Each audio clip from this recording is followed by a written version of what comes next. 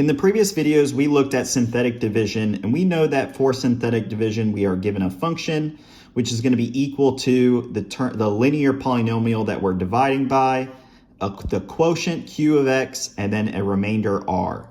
And so we've always been wondering, why do we care to know this q of x term? So this is an example problem that will allow us to do something with this q of x term, which allows it to make a little bit more sense.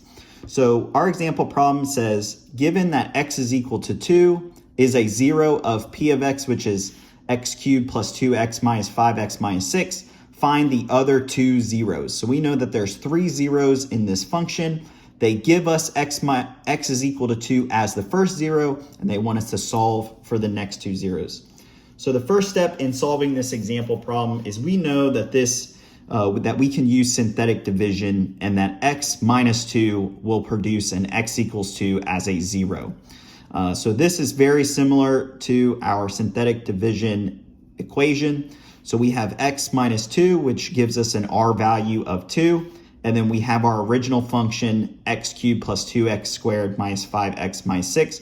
So we know that this is a good scenario for synthetic division. So we can set up our synthetic division and put 2 on the left-hand side, and then fill in our leading terms for each x variable. So we have 1 for our x cubed position, we have 2 for our x squared position, we have -5 for our x position, and then we have -6 for our last position.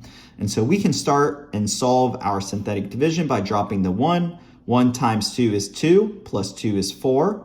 4 times 2 is 8, minus 5 is 3, and then 3 times 2 is 6, minus 6 is 0.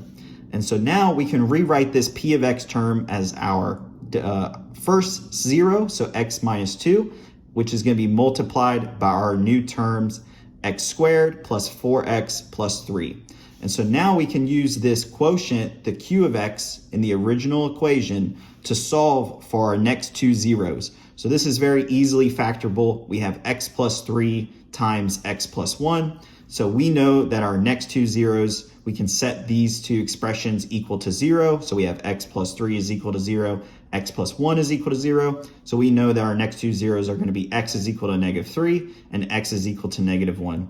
And so to solve this, we know that the 3 zeros of p of x are x is equal to -3, x is equal to -1, and then the one that was given to us, x is equal to 2.